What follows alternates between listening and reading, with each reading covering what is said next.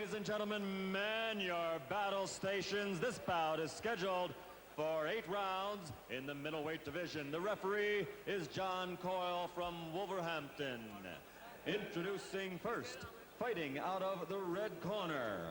He's wearing the white trunks with blue trim and weighs 160 pounds even. That's 11 stone 6 as a professional. 6 victories, only 1 defeat. 5 of his 6 victories by knockout. Ladies and gentlemen, from Winnipeg, Canada, Byron, the Fighting Savage Prince.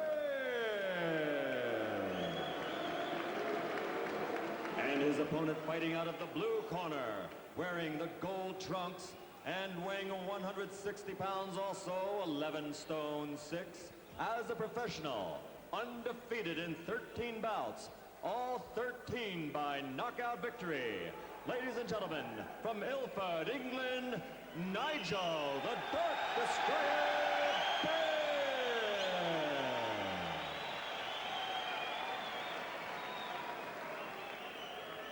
Okay, boys, both I would expect of you. Let's have quick with the knuckle pull of the glove on the target. Okay, nothing else counts. Keep them above here, away from the back of the neck, and defend yourself at all times, unless I say stop boxing. Okay, good luck. Well, when Benn's fighting, sometimes the referee's instructions are lasting longer than his fights.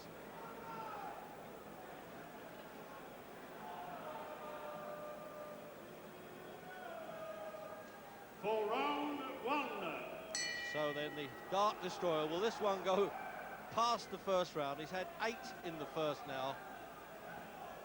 13 wins on the turn now, and we've got a Cree Indian from Winnipeg, Canada in Byron Prince. 11 stone 6, Ben. He came in 11-10 for his last one just recently. And he destroyed the Venezuelan Fermin Chinerios in London. Well, he came in all the panache of the Indian tribe there, Prince, and it looks as though he has no fear of Ben. He probably knows little about him, and for his sake, that's just as well.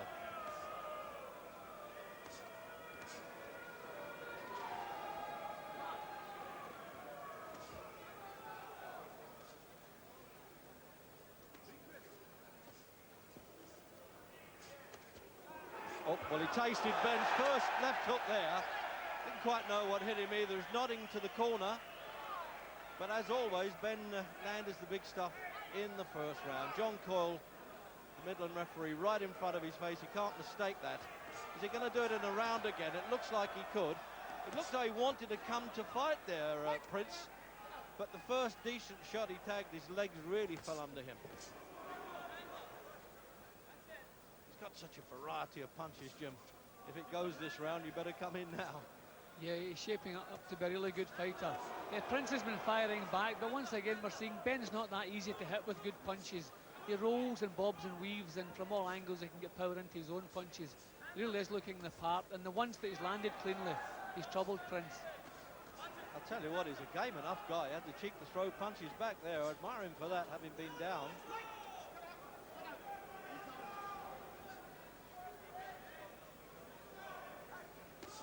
So we're into the last minute then of the opening round. And that's always a bit of relief. He knocked out Ian Chandler in 16 seconds, Ben.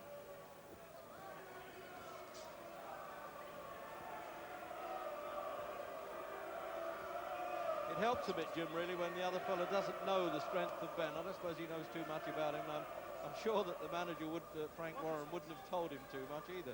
Well, when he gets up close, he looks as though he's heard of Ben, because he's grabbing up. He doesn't want to work inside. He just wants to try and get his own punches off at long range. But as soon as they get close, he's not working. See, he tries to get hold of Ben. He's not working inside.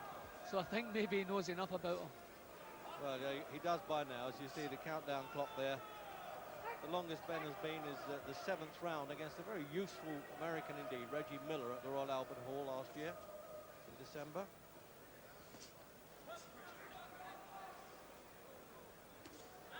Oh, a straight punch, and he'll carry on counting, although the bell's gone. No, once he's up, he can lead him back to the corner. He doesn't have to go through the formality of 8, but while he's on the deck, the count must continue.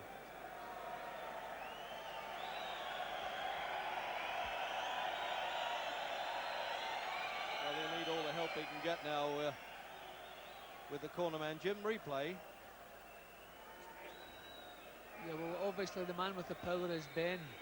But Prince is obviously putting up a fight. He's firing back, but that was the first time he landed with a half-decent punch. It wasn't a great shot, but enough to knock him over.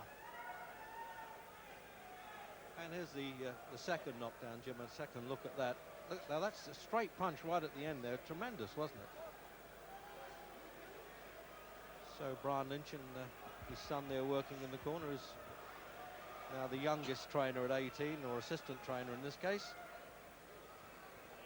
Up before the bell as always. And we're into the second round.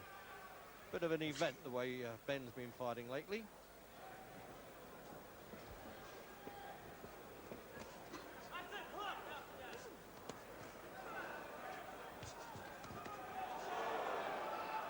Oh, he's turned up a gear now.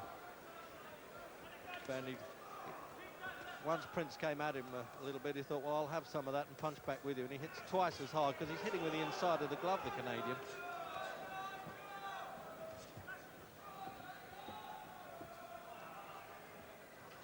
He's a game enough guy, Jim, but I don't think he's in the class.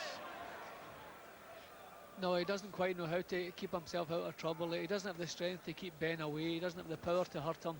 And he can't work inside with Benn, so it's looking already like a matter of time. He's all over the place again. He doesn't know where to go here.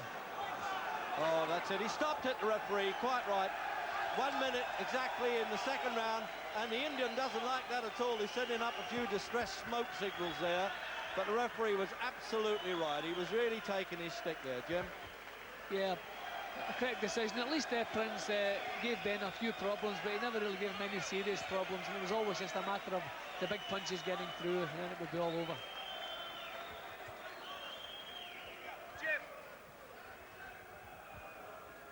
So here's the finish now, Jim.